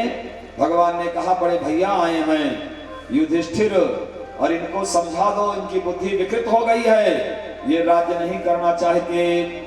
पितामह ने युधिष्ठिर को अपने पास बुलाया, प्यारे सज्जनों, और दान धर्मान राज धर्मान, बोले मोक्ष धर्मान विभाग सहा, स्त्री धर्मान भगवत धर्मान समासव्यास योगतः। जितने धर्म होते हैं सभी धर्मों की शिक्षा युधिष्ठिर को पितामह ने दे दिया, और महाराज युधिष्ठिर का मोह भंग हो गया, पुनः राज्य करने लगे। इसी समय पितामह भीष्म ने महाभारत कालीन तमाम घटनाओं की चर्चा किया। समय अभाव रहता है और भगवान प्रसन्न हुए। अंततोगत्वा वो समय आ गया उत्तरायण का। पितामह को वरदान था कि आप उत्तरायण में ही अपने शरीर को छोड़ेंगे, और देखते ही देखते पितामह भीष्म के शरीर से एक दिव्य ज्योति निकली और गोविंद के चरणों में समाहित हो गई। बोलो भक्तवत्सल भगवान की जय। देवता लोग गगनांचल से पारिजात सुमनों का वर्षण करने लगे। तत्र बुंदु भयो नेदुर देव मानव बाधिताः ससंसु साधवो राज्ञां धात पेतुः पुष्प दृष्टयः। सभी लोग शांत हो गए। युधिष्ठिर ने अपने भाइयों को आदेश दिया कि पितामह की अंत्येष्टि करो। बोलिए भक्तवत्सल भगवान की जय। भगवान द्वारिकापुरी के लिए प्रस्थान करते हैं, साथ में अर्जुन भी हैं उनके। बहुत दिन के बाद भगवान अपनी द्वारिका नगरी में पहुंचे। द्वारिका वासियों ने भगवान के स्वागत में जगह जगह सोने के कलश स्थापित किए। गलियों में सुंदर सा संट विखरित कर दिया और भगवान का भव्य स्वागत हुआ। कालांतर में सज्जनों परीक्षित का जन्म होता है। परीक्षित के जन्म के समय द्वारिकाधीश बधिया लेकर आए थे, भेंट किया और वापस गए। जिस समय परीक्षित का जन्म हुआ ज्योतिषियों को बुलवाया युधिष्ठिर ने। ज्योतिषियों ने भविष्य बताया। बोले राजर्षि राम जनयिता शास्ता ज्योतपथगामिनां निगृहीता कलेरेश भूओ धर्मस्य कारणात्। अरे ये तुम्हारा पौत्र राजर्षि राम जनयिता शास्ता राजर्षि होगा और दुनिया वाले इसको जानेंगे, इसका भी राज्य पूरी दुनिया में रहेगा। निगृहीता कलेरेश, एस कलेह निगृहीता, ये कलयुग का दमन करेगा, निग्रह करेगा। धर्म की स्थापना के लिए बस एक ही गड़बड़ है राजन। क्या गड़बड़ है? बोले तक्षकादात्मनो मृत्युम द्विजपुत्रोपसर्जितात। इसकी मौत तक्षक नाक काटने से होगी और इसको साप देगा ब्राह्मण का बेटा। युधिष्ठिर ने कहा भाई ये गड़बड़ क्यों हो गया? बोले ये तो है इसकी कुंडली भी गड़बड़। कोई बात नहीं है, ये अपनी मृत्यु को संवार लेगा, सजा लेगा।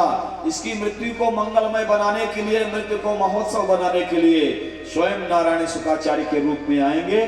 ज्योतिषियों ने सारी भविष्यवाणी कर दिया। दक्षिणा लेकर अपने घर चले गए। बोलो भक्तवत्सल भगवान की जय। आहा, कालांतर में 125 वर्ष का समय पूर्ण हुआ। भगवान स्वधाम गमन करते हैं। उस समय वहां अर्जुन थे और भगवान के आदेशानुसार, ये कथा तो बाद में आती है, द्वारिका लयित हो गई जल में। भगवान की कुछ पत्नियों को लेकर अर्जुन आ रहे थे।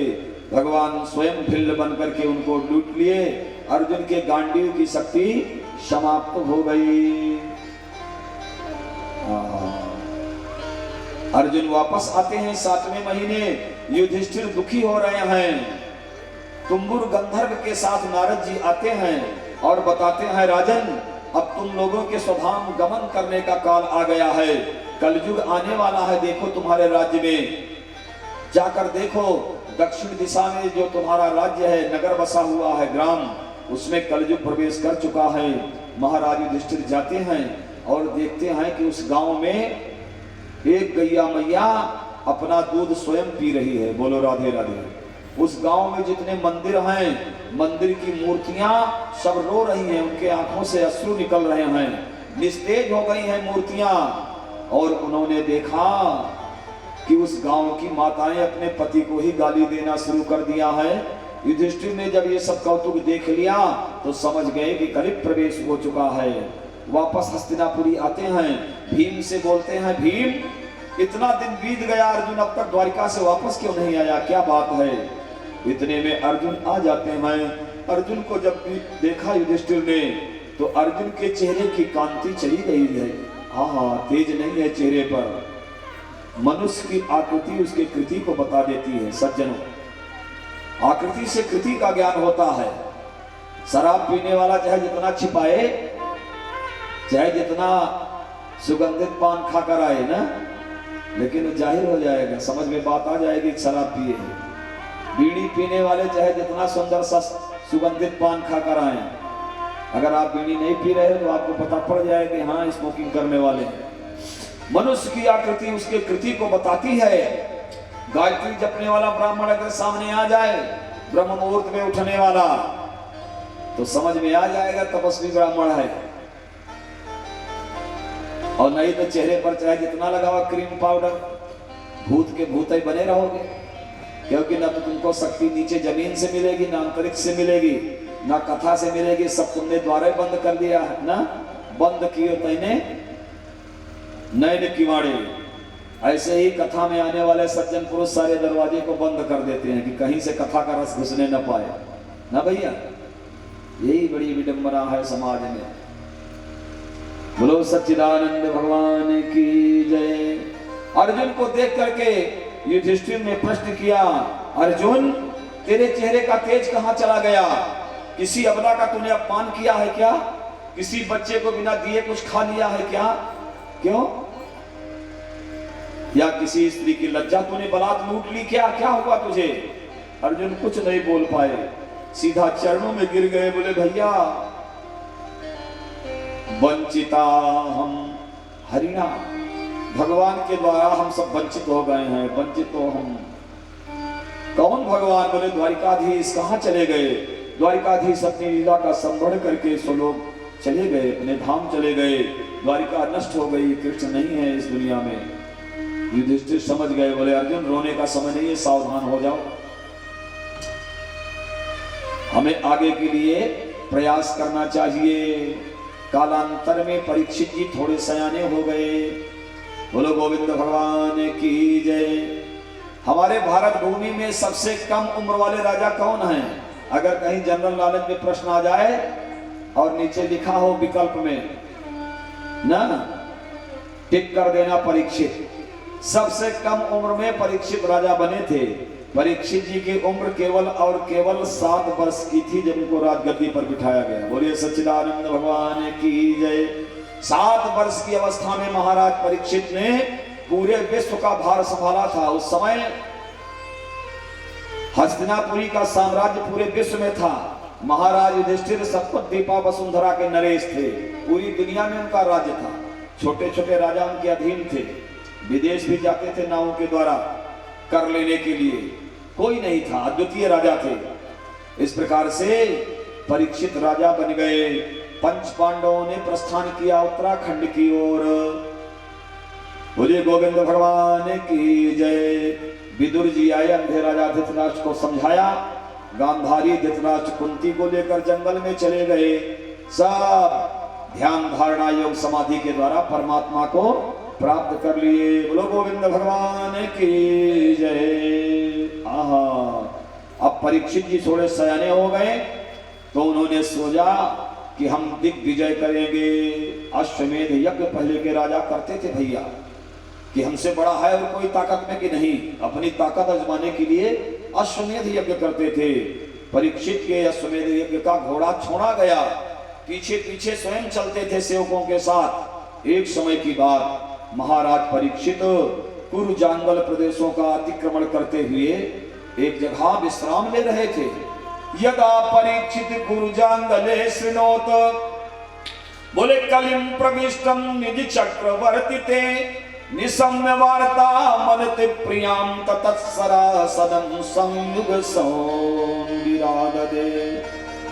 उसी समय कलयुग प्रवेश कर गया। महाराज वहां खड़े थे, उन्होंने देखा कि एक गैया मैया खड़ी है, रो रही है गाय माता, उसके पास एक बैल खड़ा है, वो उससे बात कर रहा है। लेकिन जब ध्यान से परीक्षित ने फिर देखा, बोले अरे इस वृषभ के पैर गायब है, इसके पैर है ही नहीं, खड़ा कैसे है? बड़े ध्यान से देखा तो एक पैर नजर आया, केवल एक पैर पर बैल खड़ा था, 3 पैर गायब। महाराज परीक्षित बड़े ज्ञानी राजा हैं, विष्णुरात हैं, विष्णुना राता दत्ता।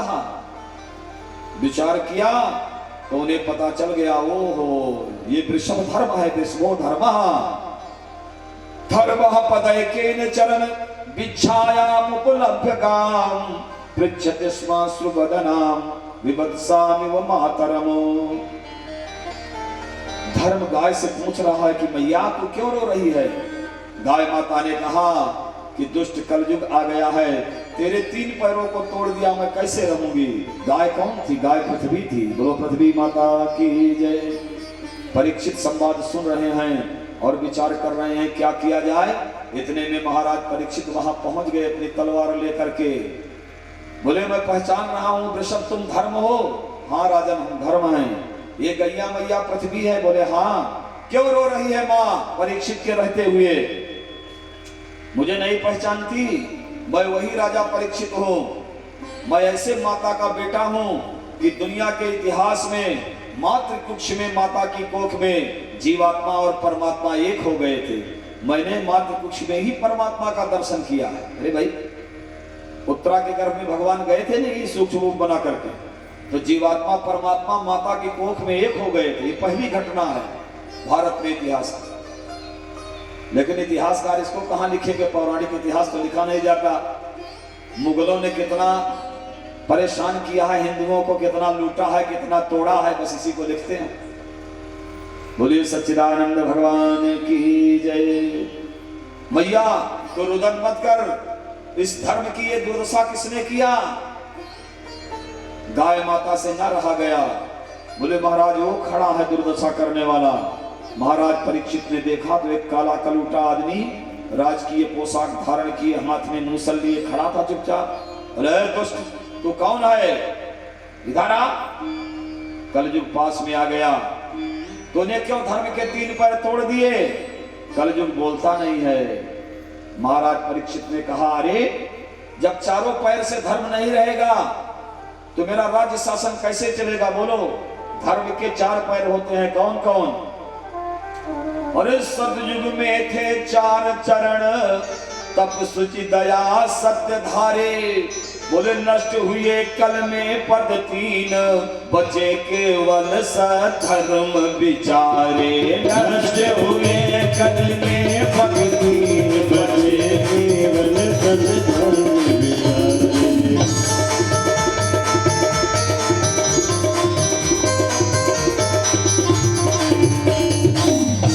धर्म के 3 पैर कलयुग में खत्म हो गए। क्या क्या खत्म हुआ? तपस्या चली गई। तपस्या किसी के पास नहीं कलयुग में। झूठे सब ढोंग भले करें, कहीं तपस्या नहीं है। जरा सा भूख लग गई तो जजमान को श्राप देना शुरू कर देते हैं तपस्वी लोग ना। जरा सा विलंब हो गया, कहे महामरकट आदमी है, कहाँ आ गई? कलयुग में इसी तरह की तपस्या हो रही है। इसका मतलब सुप्रीम पावर डाउन है। अगर हमारी आत्म चेतना चैतन्य हो तो 24 घंटे तक हम निराहार रह सकते हैं। इतनी ऊर्जा है अंतरिक्ष में, हवा पी कर जी सकते हैं। तपस्या और साधना कोई करता नहीं, केवल खाने के लिए माला चल रहा। तो कलयुग में तपस्या गई, तप सुचि दया सत्य धारे, पवित्रता भी चली गई। कहाँ पवित्रता है बोलो? कथा में कोई जूते नहीं उतारना चाहता। अब इससे ज्यादा और आपको क्या प्रमाण मिल सकता है? पवित्रता भी चली गई, दया चली गई। लोगों के अंदर दया नहीं। अगर उनकी स्वार्थ सिद्धि ना हुई तो भाड़ में जाए महाराज, तो कथा सब दुनियादारी खत्म, नहीं आएंगे अगली कथा में। दया भी चली गई, तीनों चले गए। अगर सत्य चले जाएगा, सत्य तो दुनिया चली जाएगी, केवल थोड़ा सा सत्य बचा हुआ है कलयुग में। और प्यारे, जहां ये चारों चीजें रहती हैं वहां सतयुग अपने आप ही आ जाता है, युग नहीं बदलता। बोलो सच्चिदानंद भगवान की जय। युग नहीं बदलता, लोगों की सोच बदल जाती है। इतनी सोच सही करो, अभी सतयुग आ जाएगा इसी समय, लेकिन तुम नहीं कर पाओगे। इतना ज्यादा हम पाश्चात्य संस्कृति के अंधानुकरण में ग्रसित हो गए हैं, अंग्रेजों के गुलामी का शिकार हम लोग बन चुके हैं। आज भी वो गुलामी बनी हुई है। स्वतंत्र भारत में परतंत्रता दिखाई पड़ रही है, ना हमारे अंदर धार्मिक स्वतंत्रता है, ना मानसिक स्वतंत्रता है, ना जातीय स्वतंत्रता है, कोई स्वतंत्रता नहीं है। इसलिए कि हम शास्त्रीय पद्धति पर चलने वाले नहीं है प्यारे सज्जनों, यही कारण है। ये सब गुलामी का परिणाम है। भारत में नहीं चलने वाला है ज्यादा दिन। बोलो सच्चिदानंद भगवान की जय। कितने जमी पे आए समाये चले गए, कुछ कर न पाए, बस